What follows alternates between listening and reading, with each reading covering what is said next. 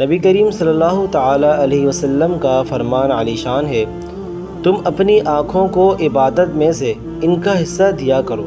عرض کی گئی، یا رسول اللہ صلی اللہ تعالیٰ علیہ وآلہ وسلم، عبادت میں سے آنکھوں کا حصہ کیا ہے؟ ارشاد فرمایا، دیکھ کر قرآن پاک کی تلاوت کرنا، اس میں غور و فکر کرنا اور اس میں ذکر کیے گئے عجائبات پڑھتے وقت نصیحت حاصل کرنا۔